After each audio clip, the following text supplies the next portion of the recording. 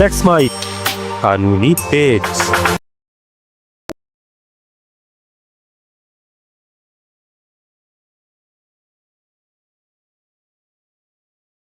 Husband और wife के बीच की बातचीत कभी अदालत में गवाही बन सकती है।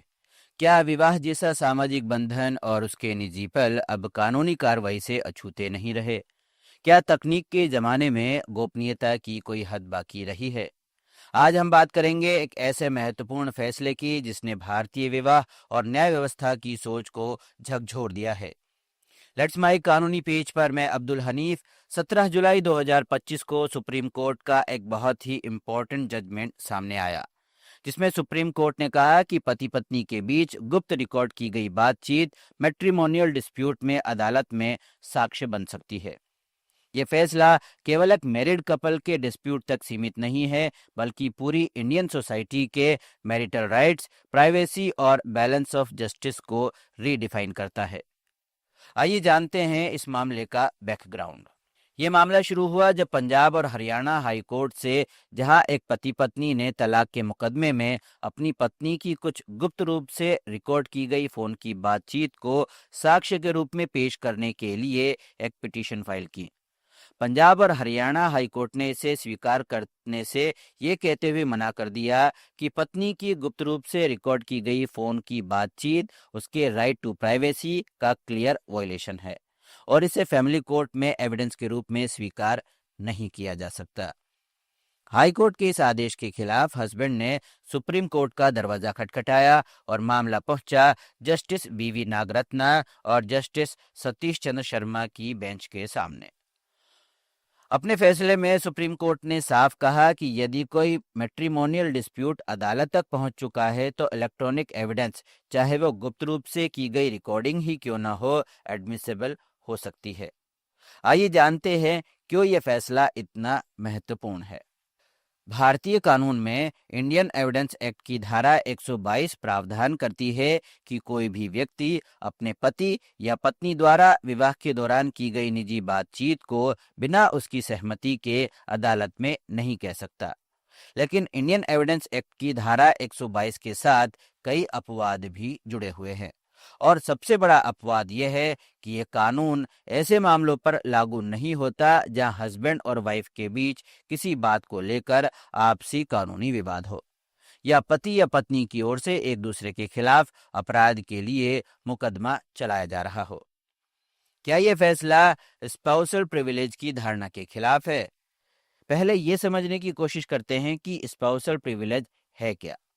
स्पाउसल प्रिविलेज का मतलब है कि किसी व्यक्ति को क्रिमिनल प्रोसीडिंग में अपने स्पाउस के खिलाफ गवाही देने के लिए बाउंड नहीं किया जा सकता, और ये इस बात का विचार पर आधारित है कि विवाह के दौरान पति और पत्नी के बीच निजी बातचीत को एक हद तक प्रोटेक्ट किया जाना चाहिए।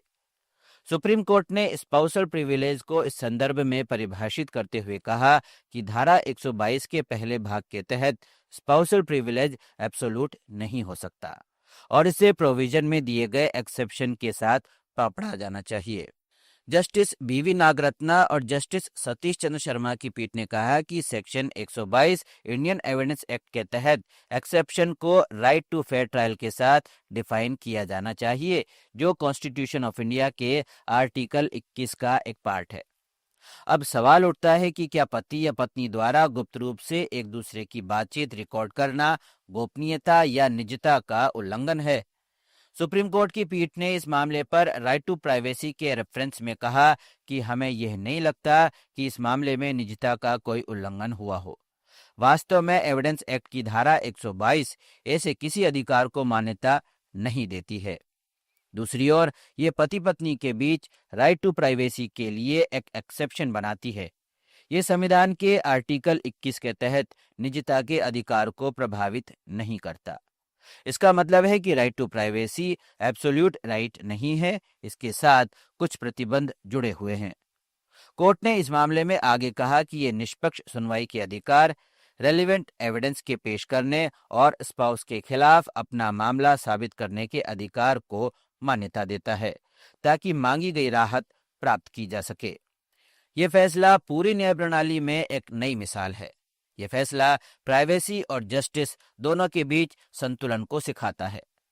इस फैसले से मालूम चलता है कि कानून में दो फंडामेंटल राइट आपस में एक दूसरे के साथ टकरा सकते हैं। सामान्य तौर से देखने पर इस मामले में भी राइट टू प्राइवेसी और राइट टू फेयर ट्रायल, जो दोनों भारत के संविधान में फंडामेंटल राइट हैं, आपस में टकरा रहे थे। अगर कोर्ट राइट टू प्राइवेसी को प्रेफरेंस देती है तो हस्बैंड का right to fair trial effect होता है, और अगर हस्बैंड के फेयर ट्रायल को प्राथमिकता मिलती है तो वाइफ का निजता का अधिकार बाधित होता है। लेकिन सुप्रीम कोर्ट ने इस फैसले में दोनों फंडामेंटल राइट को बड़ी ही सहजता के साथ रेखांकित किया। इस फैसले का सामाजिक प्रभाव क्या होगा? क्या अब पति पत्नी एक दूसरे पर भरोसा करने से डरेंगे? क्या पति पत्नी अब हर तकरार को रिकॉर्ड करना शुरू कर देंगे? क्या इससे विवाह जैसे पवित्र संस्कार की गरिमा पर असर पड़ेगा? सुप्रीम कोर्ट ने स्पष्ट किया, ये फैसला केवल उन्हीं मामलों पर लागू होगा जहां विवाह संबंध टूट चुके हों और न्याय की आवश्यकता हो। यानी यह कोई लाइसेंस नहीं है जहां एक दूसरे की जासूसी करने का, बल्कि यह न्याय के लिए सच्चाई को सामने लाने का एक रास्ता है। कानूनी विशेषज्ञ मानते हैं कि यह फैसला विवाह और उससे जुड़े विवादों के लिए कानून में एक वाटरशेड मोमेंट है। प्राइवेट कम्युनिकेशन अब मैट्रिमोनियल डिस्प्यूट में निर्णायक साबित हो सकती है अगर वो वैध तरीके से पेश की जाए। इस केस में सुप्रीम कोर्ट ने कुछ नए मानक भी तय किए हैं। बातचीत विवाह के दौरान की होनी चाहिए। रिकॉर्डिंग में कोई गंभीर तथ्य सामने आना होना चाहिए। रिकॉर्डिंग का दुरुपयोग नहीं हो रहा हो। अदालत संतुष्ट हो कि निष्पक्ष न्याय के लिए जरूरी है। Mobile phone, WhatsApp call, smart home devices, क्या वे नए गैजेट्स अब मैट्रिमोनियल डिस्प्यूट के गवाह बनेंगे? क्या एक सामान्य हाउस लाइफ अब डिजिटल निगरानी में तब्दील हो जाएगी? शादी एक भरोसा है, पर जब भरोसा टूटता है तो अदालत तक मामला पहुंचता है। तो सच्चाई को सामने लाना न्याय का पहला लक्ष्य होता है। सुप्रीम कोर्ट का यह फैसला हमें बताता है कि न्याय का तराजू अब तकनीक के साथ भी संतुलित होगा, जहां हर शब्द, हर बातचीत, हर रिकॉर्डिंग एक गवाही का सबब हो सकती है और न्याय की पैरवी कर सकती है। तो अगली बार जब आप कहें कि ये हमारे आपस की बातचीत है, तो याद रखिए, हो सकता है आपके आपस की बात अदालत में सुनाई जाए। लेट्स माइक कानूनी पेज पर फिलहाल इतना ही। सुप्रीम कोर्ट और हाई कोर्ट के ऐसे ही ताज़ा तरीन फैसलों के लिए हमारे साथ जुड़े रहिए। अगर आपका भी कोई कानूनी पेज फंसा हुआ है तो हमें ज़रूर बताइए, हम आपकी पेज सुलझाने में ज़रूर मदद करेंगे। हमारा पेज लाइक कीजिए, सब्सक्राइब कीजिए, इस वीडियो को लाइक और शेयर करना ना भूलिए। नमस्कार। आप सुन रहे थे let's mike more than radio. Follow कीजिए हमें हमारे सोशल मीडिया प्लेटफॉर्म्स पर। It's time for news. It's time for more than radio. Presenting the first radio news app, Let's Mic. Let's Mic, a news-based app on your phone where you get to watch and listen news, talk shows, interviews, radio show podcasts.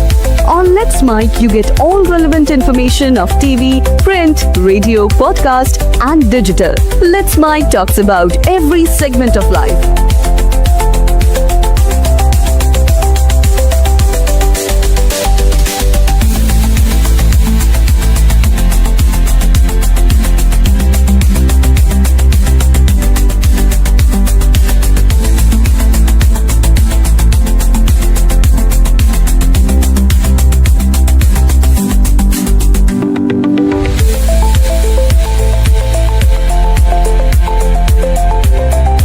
Download the app now from Play Store. Available both on Android and iOS mobile phones. Follow us on YouTube, Instagram, Twitter, LinkedIn, Facebook, Telegram, WhatsApp, Snapchat. Let's talk, let's connect, and let's mic. It's time for news. It's time for more than radio.